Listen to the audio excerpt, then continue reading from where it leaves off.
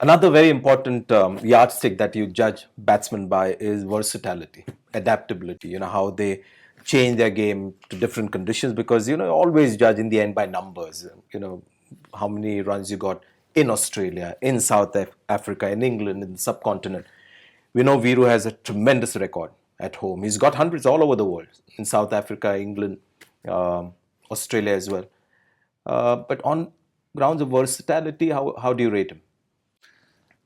I think the last 5 years or so have been a little bit, 5, 6 tours rather, have been a little bit disappointing by his standards.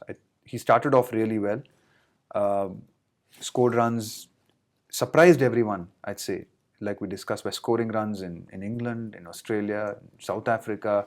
Wherever he went in the early part of his career, Viru scored runs. At least he played a defining innings or an impactful innings. And if you're talking of impact, he played that impactful innings in a series at least once, if not twice. But but lately, I think over the last 5 or 6 tours, Viru has struggled, to have that kind of impact overseas.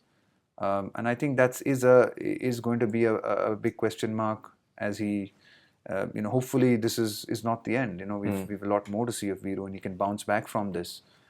But that's going to be a question, his ability to adapt to different conditions, and different situations. Yeah, because when you look at Virendra Sehwag's record, you can see that in home conditions like Pakistan, India, Sri Lanka, he has a brilliant record. But very disappointing when you get into, say, figures in South Africa, average of 25, although he's got 100 there. England 27, Australia as well, not great. He's got, mind you, hundreds in all these countries, and that's why I remember just before that England series, I was talking to Nasir Hussain, and I don't think Nasir and the English Sky commentators acknowledged Sehwag as a great batsman.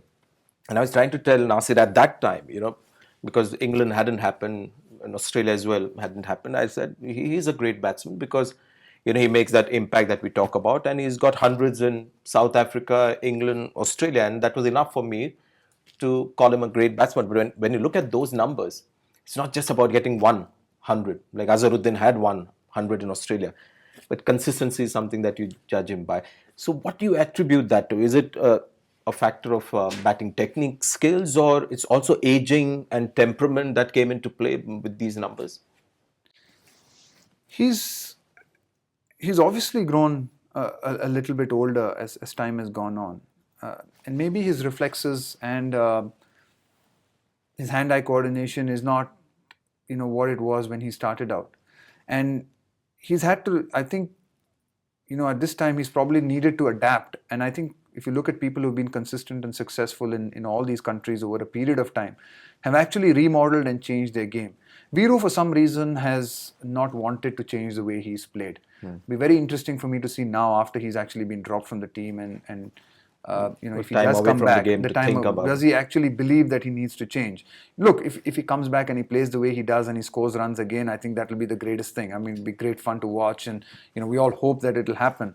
But I somewhere believe and truly believe that he needs to learn to change a little bit. He needs to recognize that probably he's not going to be able to play in the same way as he's getting older, and things, his body is changing, and the more and more cricket he's playing, the wear and tear on his body and his hands and muscles and etc. So he's going to have to change a little bit, and I think that's been a reason where I felt he's not been willing to adapt to maybe the response of the opposition, the way the bowlers have bowled to him. Maybe the bowlers have bowled more defensively, but he's still gone out and played attackingly all the time, which has been a strength, but of late, it's not worked out for him. The numbers show it hasn't worked out. Actually, Saurav Ganguly believes that Sehwag attacks a lot more than he used to. He says that the only thing I would tell him is that don't play so attackingly.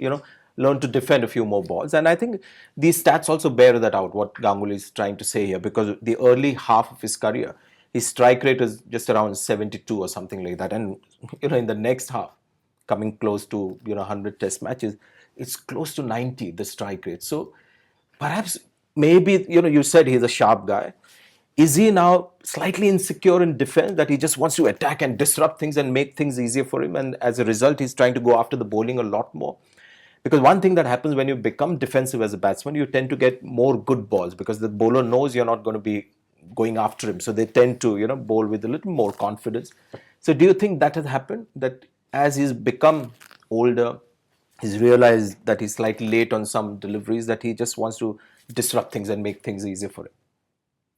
70 is a really good strike rate if you look at it by any stretch of the imagination. But the difference also is quite it's huge, significant. and it is 72 significant. and It is almost something 90. that, you know, if he's aware of this, I mean, it's a good indicator, and I think it's a really good point that obviously he is trying to play a lot more quicker. And what's the reason for it? You know, it could be his I guess his desire to not try and score as quickly as possible because he believes that, you know, that magic ball or that good ball or a ball that he's not going to be able to keep away is just around the corner. Could it be fitness? I mean, you know, Viru is someone who's not really been the most fittest player around. He has worked on his fitness at various levels. So does he believe he still has that ability to bat for long hours and to score, you know, big runs, or does he want to quickly score as much as he can and, you know, in that short period that he thinks he can survive? It's, I guess, questions that he needs to answer, but I don't think he really needs to be, you know, worried about his defensive technique like we've discussed earlier. I think he's got a good defensive technique. He does keep good balls away. He has a good ability to do that. I think it's going to require a little bit of change in his mindset, you know, I think, as he comes back and to recognize that, you know, he's going to have to respect certain conditions and certain bowlers if he's got to be, you know, some more successful or successful in all conditions. How do you explain these numbers? Is it part of temperament again when you look at his first innings average, second innings, third and fourth? You know, what's the explanation for this? Because this is often that gets brought up, you know, about, look at the first innings average, you know, close to 60. And when you look at the third innings or the last innings of a test match.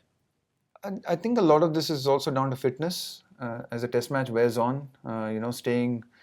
I think test cricket, you know, tests you physically, mentally, emotionally, and it takes a toll on you. When by the time you're batting in your third and fourth innings, you know, you are drained out physically, mentally.